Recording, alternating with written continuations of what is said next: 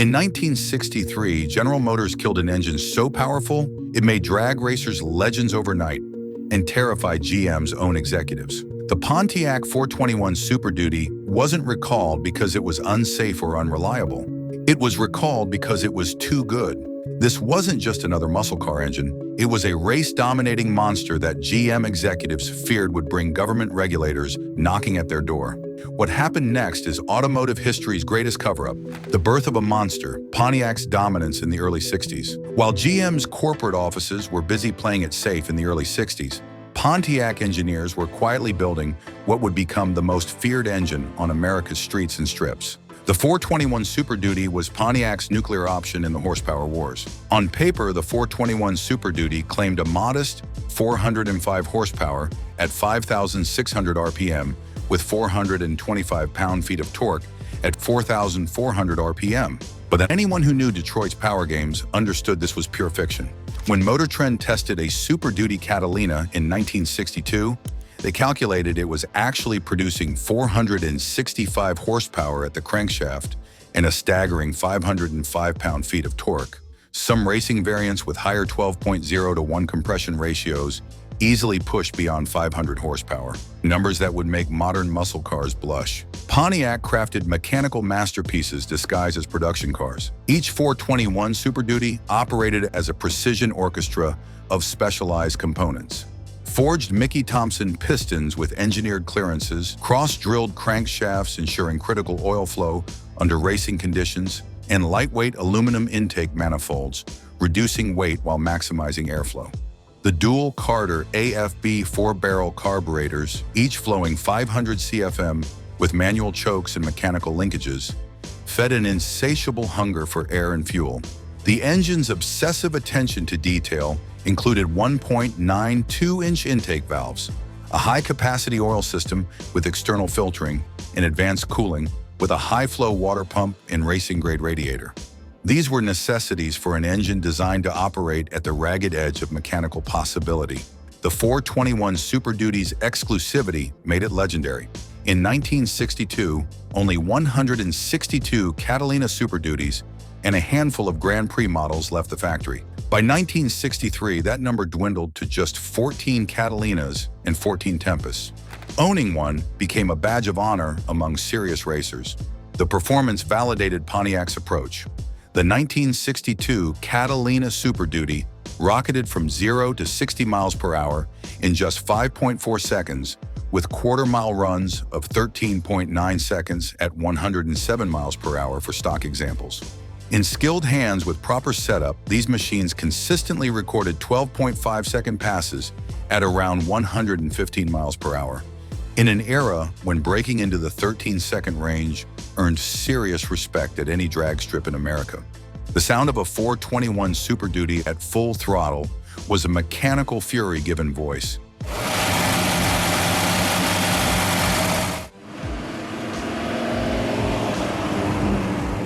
Its distinctive roar announced its presence before you ever saw it. As legendary drag racer Arnie the Farmer Beswick discovered, competitors learned to dread that sound because it usually meant watching taillights disappear down the quarter mile. What truly separated the 421 Super Duty was its dual nature. These engines could dominate at the strip on Saturday and drive you to church on Sunday, albeit with noise and a healthy appetite for premium fuel. This capability made the Super Duty a legitimate production car that anyone with the right connections and budget could buy. Pontiac's approach worked too well. Their dominance began upsetting the carefully maintained hierarchy within General Motors, particularly concerning Chevrolet executives whose position as GM's performance leader was being openly challenged. The corporate axe falls, GM's racing ban. What happens when the government sees your racing victories not as marketing achievements, but as evidence in a potential antitrust case? In January 1963, GM's executive team faced exactly this question, and their answer would devastate racing teams across America overnight. The internal power struggle between Chevrolet and Pontiac suddenly became irrelevant when a 2-page memo from GM's top legal counsel circulated through the executive offices, warning of severe consequences if the corporation continued its highly visible racing programs. The U.S. Justice Department had been investigating General Motors since 1956, monitoring the company's overwhelming 54% market share of domestic auto sales. GM wasn't just winning on America's roads, they were dominating nearly every form of motorsport. Pontiac had claimed 3 of the top 5 positions at Daytona in 1962. Chevrolet's Corvettes were crushing road racing competition. Even Buick and Oldsmobile were recording track victories. To antitrust investigators, this wasn't just racing, it was a monopolistic display of power. Federal antitrust laws prohibited any corporation from controlling more than 60% of a market, and GM was inching dangerously close to that threshold. The Justice Department, empowered by the Sherman Antitrust Act, had already broken up Standard Oil and AT&T. GM executives feared they could be next. Assistant Attorney General Lee Lovinger, head of the Antitrust Division, had publicly stated that automotive racing created an unfair competitive advantage for large manufacturers. On January 24, 1963, GM Chairman Frederick Donner signed the now infamous internal directive, General Motors will cease participation in all forms of motorsport activity, effective immediately. The document explicitly prohibited design, development, or assembly of any racing vehicles, along with specialized racing equipment and engineering or financial support to teams, drivers, or racing venues. For Pontiac, this ban couldn't have come at a worse time. Their entire marketing strategy was built around performance, with racing success directly translating to showroom traffic. Bunky Knudsen, who had transformed Pontiac's image, reportedly told colleagues, "They've just cut our legs out from under us." The division had already committed millions to racing development for the 1963 season. The political climate of the early 1960s made the situation particularly tense. President Kennedy's administration had campaigned on the stricter business regulation and was eager to demonstrate its commitment to preventing corporate monopolies. Attorney General Robert Kennedy was particularly focused on high-profile antitrust enforcement. With the Justice Department already issuing preliminary inquiries about GM's market position, racing seemed like an unnecessary risk. While all divisions were officially under the same restrictions, Chevrolet found creative workarounds. They established unofficial partnerships with racing teams through intermediaries and parts suppliers. Corvettes continued racing with privateer teams that mysteriously had access to factory-spec parts. Zora Arkus Duntov, the father of the Corvette, maintained relationships with racers through personal connections rather than official channels. Pontiac, however, remained under intense scrutiny.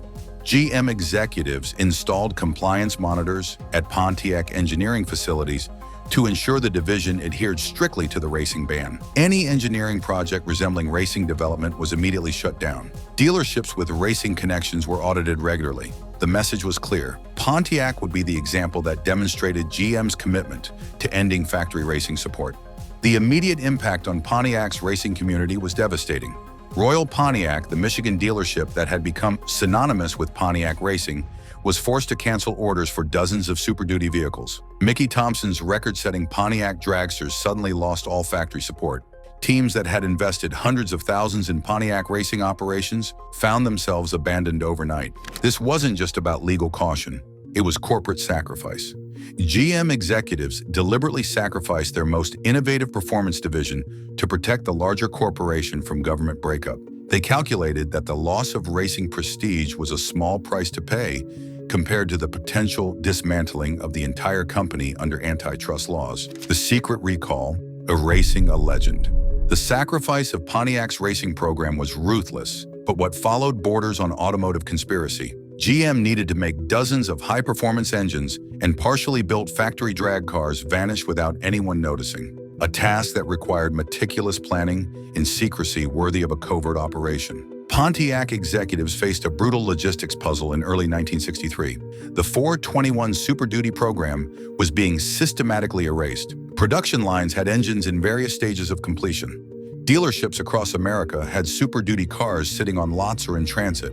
Parts warehouses contained specialized components that now represented forbidden fruit, like masterpieces being pulled from gallery walls overnight. GM's communications maintained deliberately cryptic nature.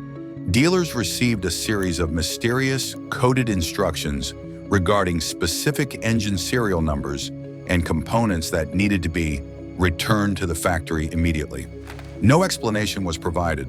Some dealers received phone calls rather than written directives, leaving minimal paper trail of the recall operation. A Michigan dealer later described the return process as having all the transparency of a black ops mission. We got notices with specific serial numbers and were told these engines needed immediate factory attention. When we asked why, we were just told it was corporate policy. Nothing about defects, nothing about safety, just send them back, no questions asked. One dealer reportedly slammed down the phone after such a call, telling his staff, "They want us to pretend these cars never existed." On assembly lines, partially completed Super Duty cars were unceremoniously pulled from production. Factory workers witnessed specialized vehicles being diverted to separate areas where they underwent retrofitting with standard engines or complete dismantling.